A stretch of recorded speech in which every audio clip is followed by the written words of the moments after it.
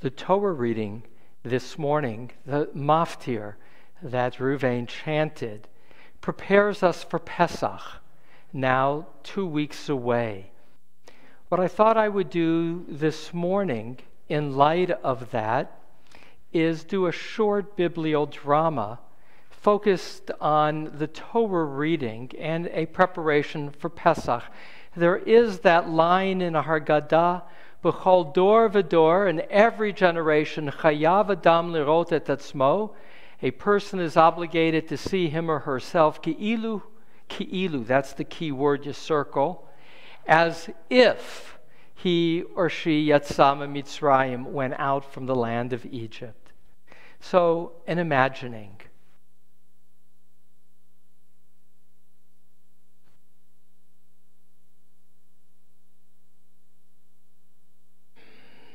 Today is a day of celebration. It's the first day of the first month that we as a community have proclaimed. Moses, who tells us of God's rule, has said that on this day, the first of the month of the spring, of Aviv, we are to celebrate it as a new moon. It was evident last night, if you looked, that the moon just began to appear. In this moment, we assert who we are as a distinctive people by virtue of having a calendar that we, as a people, prescribe and describe. A calendar in which we're told there is much history that will yet unfold by virtue of the cycles of the moon that we will recall across generations. Well, it's a day of celebration, but also trepidation. For Moses shared that in 10 days from now, on the 10th of this, the new moon, we are to take a sheep. Take a sheep. V'lakhu lechem.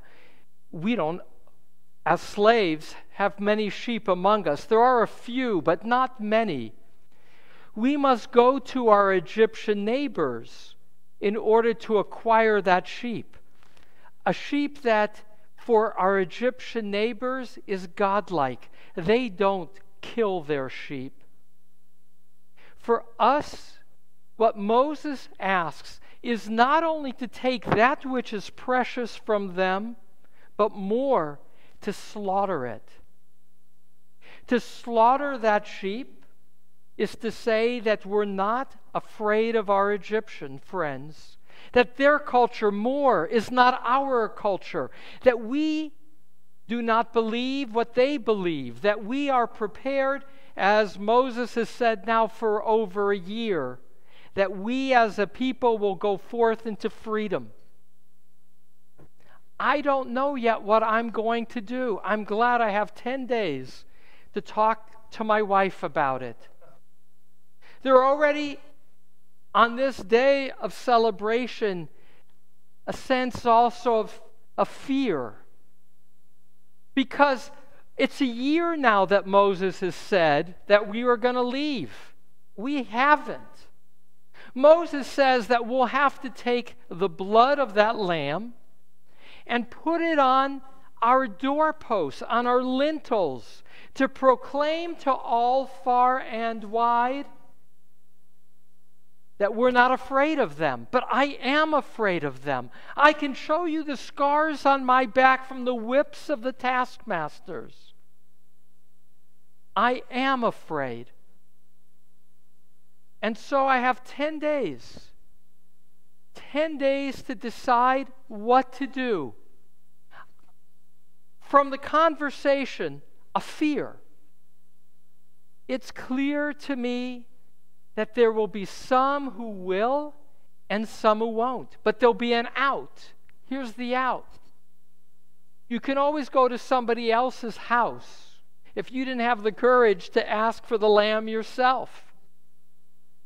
You can find shelter, because here's the other piece. Moses says that unless you are in a house with blood on the doorposts, then you are in danger. Not just if you're a firstborn, but once the angel of death is let loose, you don't know who that angel of death will consume. And so I have a lot to decide. It is not clear to me what the future holds. It's an unknown. Even if we go out, as Moses has said, for a year, even if he takes us out by the mighty hand of God, I don't know what that other side looks like.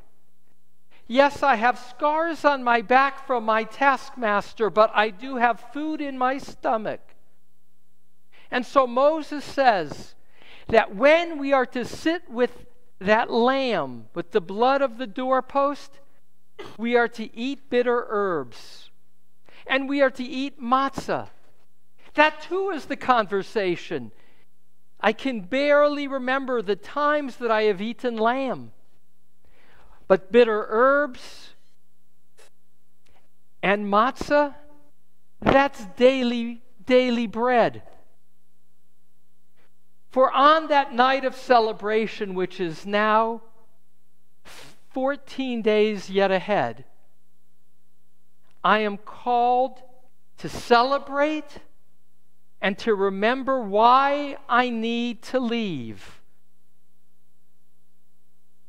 Ribono Shalom, Master of the universe, give me courage. Amen. Our service